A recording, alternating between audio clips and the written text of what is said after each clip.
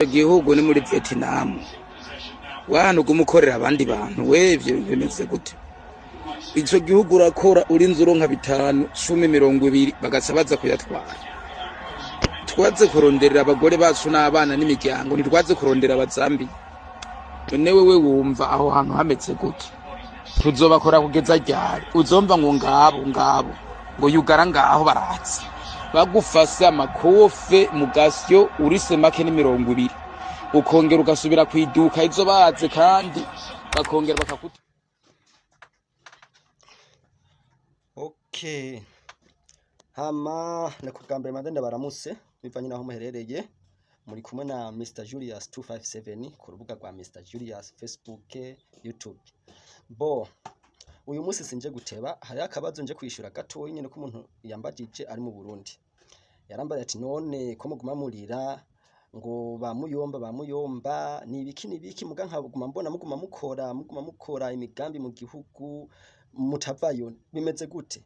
Ati ntimushaka kuduhumya amaso vraiment, ntituze vraiment kubavagiya akazi bimeze gute? Tubwize ukuri. Okay, hama reka manze ndamwishure. Uri mu Burundi utaraje mu mahanga, hariho ibintu ubu taramenya, hariho ibintu byinshi, hariho ubwenge bwinshi ubu taramenya. Mu Giswahili bakunda kuvuga ati tembea uone. Wewe rero nimba wibaza yuko turiko turaguhisha ibiki tugomba kubahumya amaso, karibu kaze nuze. Wahano gumukorera abandi bantu wevye bimeze gute? Ico gihugu urakora uri nzuro nka 5, 10, 20 bagasabaza kuyatwara.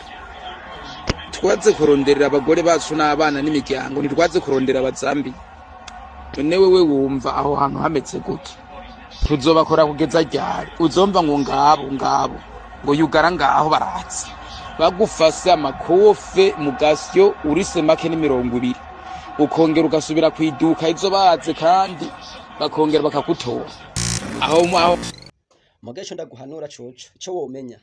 Zambia yari ya kera kuva 2016 mu 2016 mu 2020 mu 2021 na kabiri.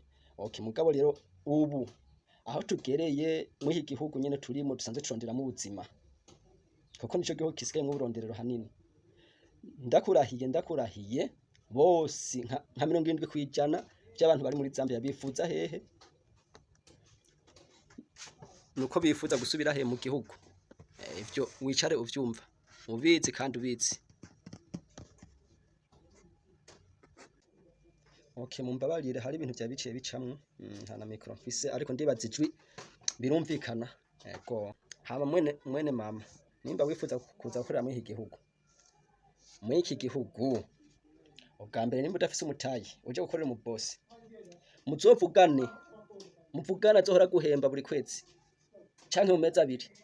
Apana ngo kubikira ngo azoguhembera rimwe ngo mu myaka 3. Uzobaze amagogo twaciyemo gukorera mu boss imyaka 3, kosanga wisanza guhembya amahera y'itike waziriyeko, nawe nyine tike ugasanga nigo wakopesheje uteza kuri iryo tike. Kosanga ayo mahera guhembye niyo uci utangura mu shop uci umanza kuva ku murongo nk'imyaka 2 kugira uzosubiza ayo mahera. Imyaka 5 icikwira ukoreye urasubije mu mahera uci utangura vyo wakupanga ubuzima bw'iwawe. Iyindi myaka 2, imyaka 7. Zambia yari yakera rero abariko baza muri minsi baje gukorera boss. Nimuze muvugana ukwezi, nimba ari ukwezi kumwe canke amezi 2 aguhembe hama ibisigaye uze gukorera mu gihugu. Nukuza nyene mugakura nako. Apana ngo kubikira imyaka 3. Simusanga hageze guhema muciye mutangura gushwana ngo ibiki.